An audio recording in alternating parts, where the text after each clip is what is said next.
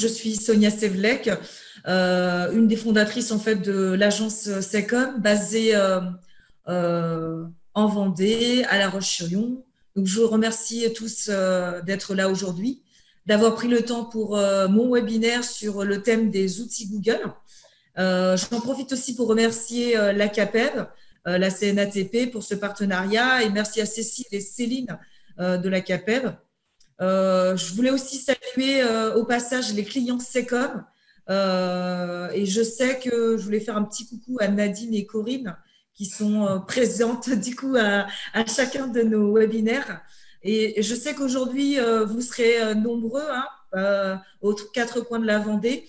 Et je crois que du coup, j'en profite aussi. Je ne sais pas si la personne de l'île-Dieu est là, mais j'ai vu qu'il y avait des entreprises de l'île-Dieu qui se joignaient en fait à la réunion sur ce webinaire. Donc la question c'est comment ça va se passer pour ce webinaire. En fait, moi je vais faire ma présentation sur les outils Google. Il faut compter environ 20 à 30 minutes. Au fur et à mesure, vous pouvez poser vos questions.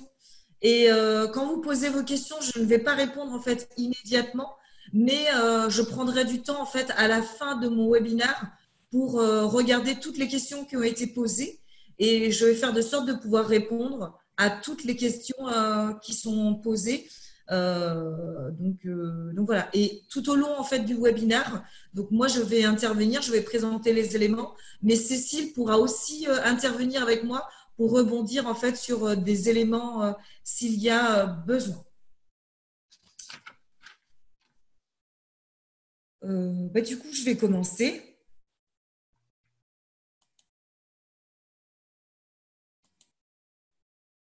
Voilà, donc comme je le disais, donc pour présenter plus en profondeur Secom, mais pour certains, vous avez déjà entendu parler de Secom et vous avez déjà participé à des webinaires, donc ce sera de la redite. Donc on est basé en fait en Vendée, à La Roche-sur-Yon. C'est une entreprise en fait familiale, hein. Je travaille du coup avec mon mari et nous avons en fait, nous sommes 11 professionnels, du coup des jeunes à des moins jeunes. Et nous proposons en fait de vous accompagner sur toute votre stratégie web, sachant que nous avons une politique. Notre politique en fait, c'est de pouvoir avoir une dimension humaine, rencontrer en fait chacun d'entre vous. Et puis surtout, nous avons aussi une dimension locale. Nous faisons attention à ce que les outils que nous utilisons pour réaliser nos sites internet soient des technologies françaises parce que c'est une chose auquel je fais très attention. Donc, quand nous faisons vos sites internet, vos noms de domaine sont utilisés, sont hébergés sur des technologies en fait françaises. Et aujourd'hui, nous avons fait l'acquisition et développé en fait des structures qui permettent de réaliser des sites, mais du coup qui sont faites avec des sites locaux, hein, parce qu'il faut savoir qu'il y a beaucoup d'agences de com qui sous-traitent en fait leurs sites internet, qui les font faire en Inde, à Madagascar, etc. Donc c'est important aussi, du coup, comme pour les aliments, de toujours se poser la question en fait de la provenance, même si nous sommes des outils web et que nous ne sommes pas palpables. C'est important en fait, en tout cas pour nous, au niveau en fait de notre éthique du coup de l'agence, que les choses soient faites du coup en local. Donc aujourd'hui, moi, je vais vous présenter différents outils. Donc ma présentation va s'axer sur les outils Google. Le premier sera Google Keep, le deuxième ce sera Google Agenda et le troisième ce sera en fait Google Drive. Voilà, je vous parlerai aussi du web vert et également du coup du stockage en ligne et RGPD. Donc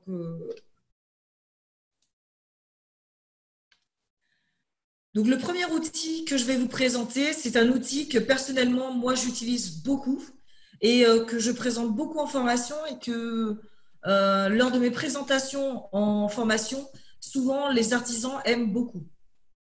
Donc, Google Keep, c'est un outil en fait de prise de notes, une prise de notes qu'on peut faire sur le PC ou aussi sur votre smartphone, sur votre mobile. Ce que j'aime beaucoup, c'est que vous pouvez l'utiliser en prise de notes vocale, c'est-à-dire qu'avec votre téléphone portable, vous pouvez en fait parler et vos notes vont s'enregistrer. Je sais que pour ceux qui n'aiment pas écrire, ça plaît bien. Et en même temps, on peut aussi écrire. Avec Google Keep, en fait, ma note, elle peut être jointe d'un document. Ça veut dire que je peux créer une note, mais je peux aussi mettre un document avec une photo, un dessin ou un lien Internet. Cette note que je vais pouvoir en fait créer, je peux la partager avec mes collaborateurs et mes collègues. Cette note, je peux aussi lui donner un système de rappel. Ça veut dire que du coup, si par exemple j'ai pris une note et j'ai mis qu'il fallait absolument téléphoner à Monsieur Durand cet après-midi, je vais mettre la note et ma note, elle va en fait pouvoir être programmée. Et à 14 heures, je vais avoir une notification sur mon téléphone et sur mon PC qui va me dire ben, pense à rappeler Monsieur Durand. Je peux synchroniser cette note avec mon agenda Google, donc j'en parlerai en fait tout à l'heure. Et si j'ai un Gmail, je peux transformer mon mail en note Keep. Et donc après, je peux y rajouter des annotations. Et ce que j'aime bien sur Google Keep, c'est qu'une fois que j'ai créé ma note, si je veux que ma note, elle se transforme en document Word, en document du coup Google Doc ou en Open Office, pour ceux qui n'utilisent ni Word ni Google Doc, c'est complètement possible. Il me suffit juste de transformer ma note du coup en document et ensuite je peux faire ma mise en forme. Donc voilà. Donc c'est un outil qui est assez complet, assez puissant et tout ce que vous avez sur votre téléphone se synchronise du coup avec votre PC. Donc je sais que pour les artisans, ils apprécient beaucoup parce que souvent vous travaillez avec en famille, avec votre frère, votre femme, avec du coup d'autres collaborateurs et ça permet en fait sur chacun des téléphones d'avoir en fait des notes en commune et qu'on peut en fait partager.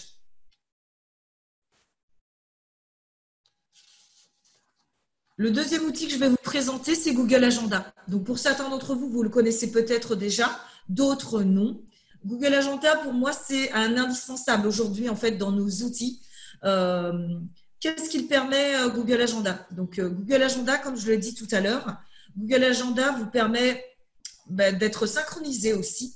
Vous pouvez l'utiliser de votre PC, mais vous pouvez l'utiliser de votre téléphone mobile. Tout ce que vous mettrez sur votre téléphone mobile sera synchronisé en même temps sur votre PC. Je l'ai dit tout à l'heure, tous les rappels que vous créez sur Google Keep vont venir se noter aussi sur votre Google Agenda. Ça veut dire que tout à l'heure, pour mon exemple, Monsieur Durand, si je dois l'appeler à 14 heures et que j'ai créé une note sur Google Keep, ça va venir se mettre aussi sur Google Agenda. À 14 heures, dans mon Google Agenda, ce sera noté.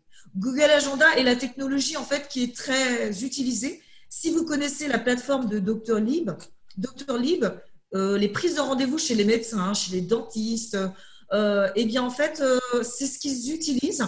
Quand vous voulez prendre votre rendez-vous avec votre médecin sur Doctolib, on va vous proposer est-ce que vous voulez synchroniser avec votre Google Agenda. Si vous mettez oui, ça va venir se mettre sur en fait votre agenda. C'est une technologie qui est très répandue en fait aujourd'hui et qui est très utilisée en fait par les différents plateformes parce que c'est un outil facile et intuitif. Donc dans votre agenda, vous pouvez rajouter en fait du coup des rendez-vous. Dans vos rendez-vous, vous pouvez mettre des pièces jointes. Vous pouvez inviter des personnes au rendez-vous. Il faut juste avoir leur adresse mail. Et ces personnes-là ne sont pas obligées d'avoir des Gmail, ne sont pas obligées d'avoir la technologie Google. On peut envoyer une invitation à quelqu'un qui a une boîte mail Orange ou une boîte mail Yahoo. Il n'y a pas de problème.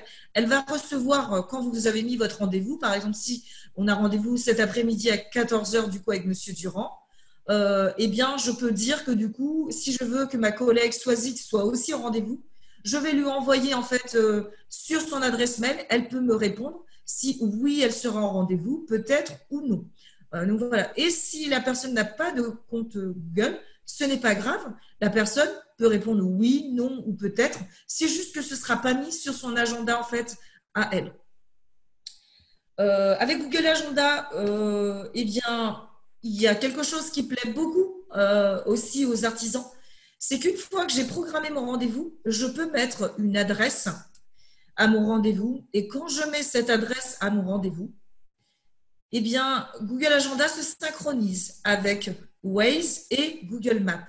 Et à partir de là, il suffit juste de cliquer sur itinéraire et ça va du coup tout de suite géolocaliser et vous emmener en fait à votre rendez-vous. Pour ceux qui possèdent un Gmail, vous pouvez aussi transformer un mail en rendez-vous ou le planifier sur votre agenda parce que Google Agenda et Gmail se synchronisent ensemble. Et donc, Google Agenda, c'est aussi la possibilité donc, de pouvoir travailler en collaboration avec vos collègues.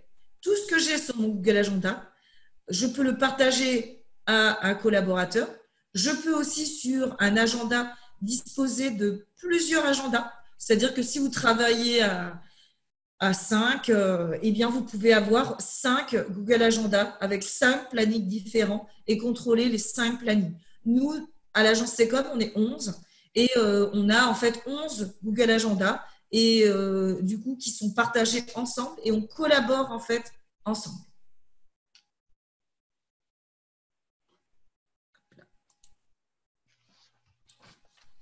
Donc maintenant, je vais vous parler en fait de Google Drive. Donc Google Drive, c'est un service de stockage, de partage de fichiers lancé par la société Google.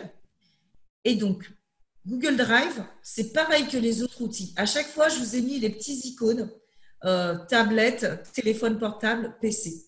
C'est ce que j'aime bien dans ces outils-là, c'est la possibilité de se dire que je ne suis pas obligée d'attendre d'arriver au bureau pour pouvoir synchroniser mes outils. À chaque fois que je travaille au bureau, ça se synchronise avec mon téléphone portable. Si je travaille avec mon téléphone portable, ça va se synchroniser avec mon PC. Et si tout d'un coup, mon PC, mon téléphone portable casse, ça arrive souvent, il suffit que je possède mes codes du compte Google, je peux réinstaller tout ça sur un autre ordinateur, même un autre téléphone. Tout ce que j'ai fait avant sera disponible à partir du moment où je possède toujours les codes de mon compte. Alors, dans Google Drive, qu'est-ce que je dispose? Donc là, Google Drive, clairement, il vient concurrencer Microsoft en direct, puisque grâce à Google Drive, vous avez à l'intérieur les équivalents de Word, Excel, PowerPoint. Vous allez disposer, mais ça ne va pas s'appeler Word, Excel, PowerPoint.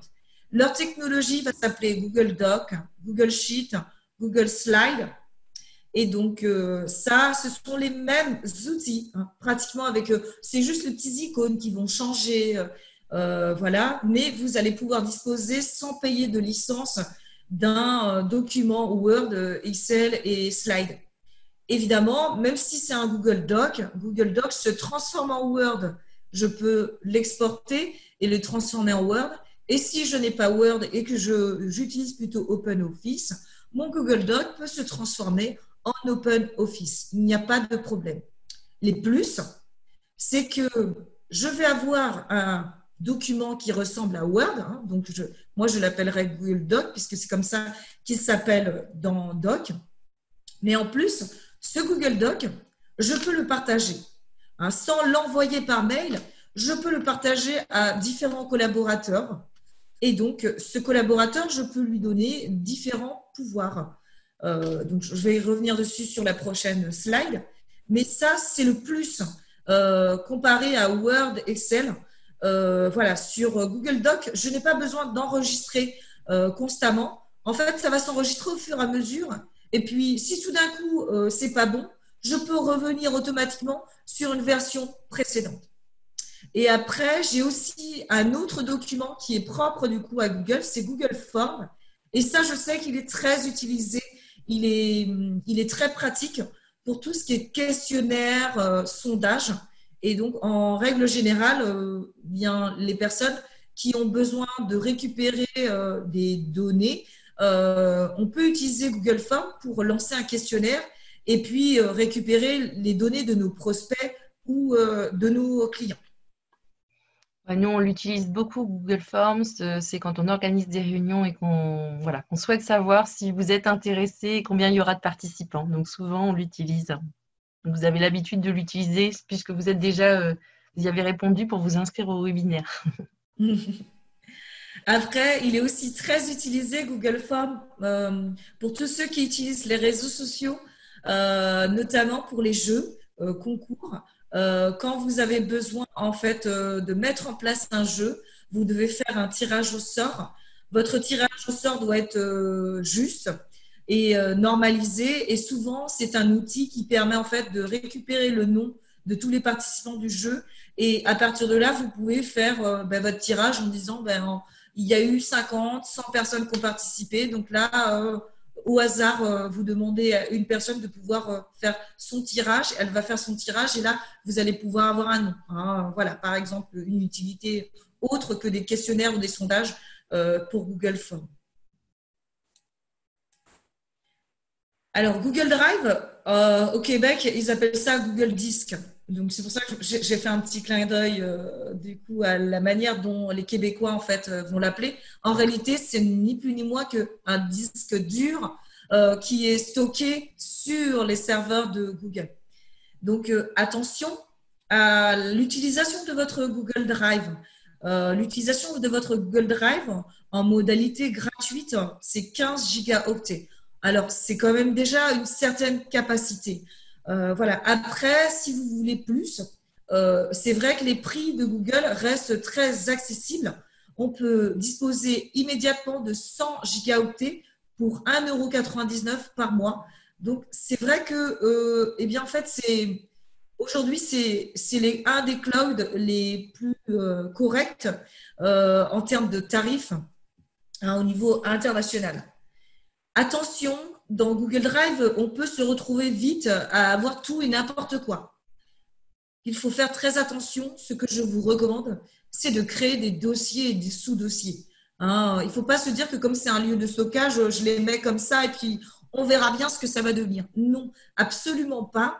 Dans un disque dur, dans un ordinateur, pensez à ranger en fait votre ordinateur, puisque en réalité un disque dur, ce n'est ni plus ni moins que en fait une grande valise où vous mettez en fait tous vos documents et que vous pouvez emmener partout avec vous. Mais si vous ouvrez votre valise et que dedans vous ne savez pas où est telle ou telle feuille, ça va devenir compliqué. Donc, ce que je vous recommande, c'est quand on démarre avec un cloud, tout de suite, c'est de penser à dossier, sous-dossier. Donc, ce cloud, vous pourrez en fait partager chacun des documents de manière unique à des personnes. Vous pouvez aussi partager la totalité de votre cloud à d'autres personnes, puisqu'on vous donne la possibilité sur ce cloud de pouvoir donner le pouvoir de modification. Donc, modification, c'est qu'il a tout le pouvoir. Il peut modifier comme vous modifiez. Commentaire, c'est je peux juste venir mettre des annotations pour dire ah mais tiens ça je suis pas tout à fait d'accord, moi je l'aurais fait de telle ou telle manière, ou quand tu mets ça qu'est-ce que tu entends par ça. Et puis si par exemple vous avez un stagiaire, quelqu'un du coup qui vient mais qui travaille avec vous que de manière ponctuelle et momentanée, vous pouvez juste lui donner la possibilité de lecture d'un document, lecture d'un dossier. La personne, elle pourra faire que consulter, regarder, mais elle sera dans l'impossibilité de pouvoir faire une modification. Donc voilà. Hop. Donc maintenant, qui dit cloud, qui dit en fait outil de stockage de données, je suis, moi, dans la responsabilité de pouvoir aussi vous sensibiliser, puisque ça, c'est quelque chose qui est important, en tout cas pour nous, notre agence SECOM. C'est un web plus vert. Hein, voilà. Parce que moi, je pense qu'on passe à l'ère de transition numérique, mais moi, je parlerai en fait d'une transition Et ce mot n'existe pas, c'est moi qui l'ai inventé, écolo numérique. Voilà. Ce qui est important en fait de se rappeler, c'est que toutes ces données que vous allez stocker, elles ne vont pas disparaître. Elles seront stockées tant que vous ne décidez pas de les supprimer. Donc, la question, c'est toujours, quand je stocke quelque chose, quand je partage un document, est-ce vraiment utile? Et quand est-ce que, du coup, je pense à le détruire? Voilà, parce que souvent, on stocke. Hein, c'est comme on prend beaucoup de photos sur nos smartphones. Après, du coup, on les met sur un cloud. Et puis, on a des photos qui sont pas belles, mais on les garde quand même. Et on ne pense pas se dire, ben, celle-là, je la supprime, celle-là, je la supprime. Voilà. Et puis, celle-là, ben, je décide de l'imprimer. Parce que ici, je vous ai mis une comparaison. C'est une étude en fait de CleanFox et de Label Energy Star. C'est du coup une feuille A4.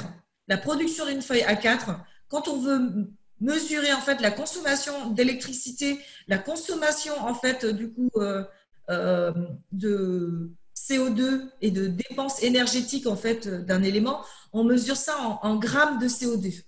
Et donc une feuille A4, quand on l'imprime, l'étude prouve que la feuille A4 qu'on imprime et qu'on va stocker en se disant que ça, c'est une preuve, voilà notre facture qu'on imprime et qu'on va stocker pendant 10 ans ou 3 ans en fonction en fait du nombre d'années qu'on doit la garder.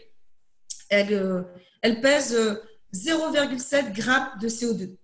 Si je stocke un mail, et je décide de me dire ce mail-là, je le laisse dans ma boîte mail parce qu'on ne sait jamais, peut-être en cas de contrôle, on peut en avoir besoin. Ce stockage d'email-là, c'est déjà 10 grammes de CO2.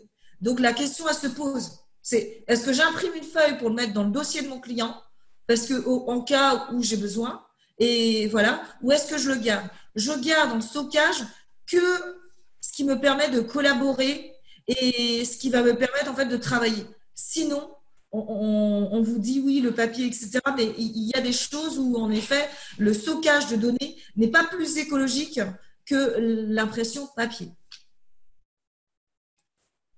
Donc, ce que je vous demande, quand vous décidez en fait d'utiliser une technologie web, c'est toujours de penser à réduire les impacts du numérique sur l'environnement, parce que chacun d'entre nous, on a le pouvoir de maîtriser cela.